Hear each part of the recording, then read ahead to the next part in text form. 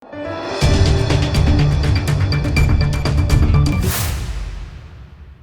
દર્શક મિત્રો, આપ જોઈ રહ્યા છો લોકમૈત્રી ન્યૂઝ. હું છું એન્કર અમિતા પટેલ. હવે જોઈએ અગત્યના સમાચાર. એકતાનગર વિસ્તારમાં દરેક આદિવાસી સમાજના લોકો રોજગારી મેળવતા હતા. તેઓના ઝૂંપડા અને દુકાનો તોડી નાખવામાં આવ્યા, જેને લઈ ચૈત્ર વસાવાએ જણાવ્યું કે ઉદ્યોગપતિના ઈશારે દબાણો તોડ્યા છે. મુખ્યમંત્રીને કહેવા માંગે છીએ કે ગરીબો ઉપર મક્કમતાથી કામ લો છો, પરંતુ હાલ સરકારના મંત્રી ભીખુસિંહ પરમાર અને મંત્રી બચુભાઈ ખાબડા બંને મંત્રીઓના પુત્રોએ મનરેગા કૌભાંડ અને અન્ય કૌભાંડમાં સંડોવાયેલા છે. ત્યારે બંને મંત્રીઓના મકાનો ઉપર ક્યારે બુલડોઝર ફેરવાશે? જ્યારે નર્મદા ડેમ બનાવવા માટે, સ્ટેચ્યુ ઓફ યુનિટી બનાવવા માટે આ સ્થાનિક લોકોએ જમીનો ગુમાવી છે, ત્યારે આ જગ્યા ઉપર સ્ટેચ્યુ ઓફ યુનિટીના લોકાર્પણ વખતે વડાપ્રધાન સ્થાનિક લોકોને રોજગારી મળશે તેવી વાત કરી હતી, પરંતુ રોજગારી મેળવતા લોકોના ઝૂંપડા અને દુકાનો તોડવામાં આવ્યા. સ્થાનિક ધારાસભ્ય અને સાંસદ એકતા રથ લઈને ગામડે ગામડે ફર્યા તે વખતે રોજગારીની વાતો કરી હતી. આજે સાંસદ અને ધારાસભ્ય ગરીબોને પૂછવા પણ નથી ગયા અને કઈ ગુફામાં ભરાઈ ગયા છે. આદિવાસી વિસ્તારમાં ગરીબ આદિવાસીઓની જમીન સરકારે મફતના ભાવે લઈ લીધી છે અને તે વખતે રોજગારી માટેના વચનો આપ્યા. આજે તે આદિવાસી પાછળ મકાનો તોડવા માટે મોટા મોટા જેસીબીમાં ફરે છે. Reporter Rafiq Daniwala, Lokmaitri News, Narmada.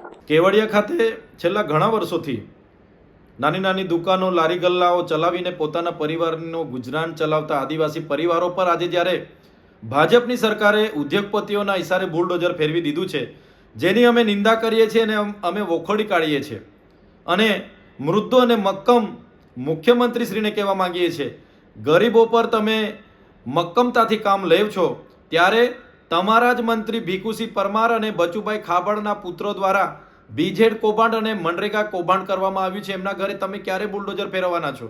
સાથે સાથે અમે ભાજપની સરકારને કહેવા માંગીએ છીએ, આ એ સ્થાનિક લોકો છે જેમણે નર્મદા પરિયોજનામાં પોતાની જમીનો ગુમાવી છે.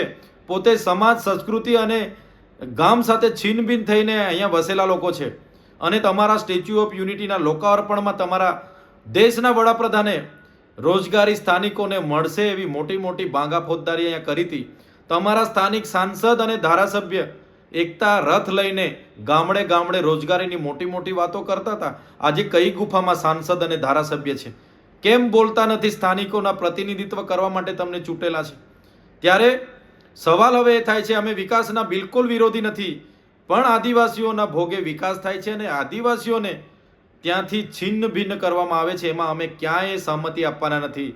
સરકાર ભૂતકાળમાં નર્મદા હોય, ઉકાઈ હોય, કરજણ હોય કે બીજા નહેરો હોય, નેશનલ હાઈવે હોય, જેટકો હોય, જીએમડીસી હોય કે જીઆઈડીસીના નામે અમારી જમીનો તો છીનવી જ છે, પણ આવનારા દિવસોમાં એ ચાહે વાલિયા ડમલાઈ લિગ્નાઇટ પ્રોજેક્ટ હોય, hydro project Naswadi, uranium project Ambadungar કે પછી સાપુતારાથી સ્ટેચ્યુ ઓફ યુનિટીનો કોરિડોર હોય, નેશનલ હાઈવે 56 હોય કે માલસામોટ પ્રોજેક્ટ હોય, અમે ક્યાંય એક ઇંચ જમીન પણ સરકારને આપવા સહમત નથી અને આ પ્રોજેક્ટ કરવા દેવાના નથી.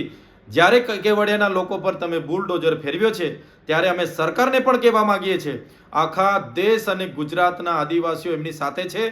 આવનારા દિવસોમાં તમારી જે માનસિકતાઓ છે, આદિવાસી વિરોધી માનસિકતાઓ સામે અમે લડવા માટે સડકથી લઈને સદન સુધી અમે લડીશું. અમે ન્યાયિક રીતે પણ લડીશું અને તમને જળમૂળથી ઉખાડી દેવા માટે પણ આદિવાસી સમાજ એક દિવસ બહાર આવશે.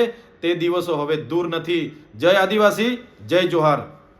લોકમૈત્રી ન્યૂઝ સાથે જોડાયેલા રહેવા અમારા યુટ્યુબ ચેનલને સબસ્ક્રાઇબ કરી ફેસબુક અને ઇન્સ્ટાગ્રામ પેજને લાઇક અને શેર કરો.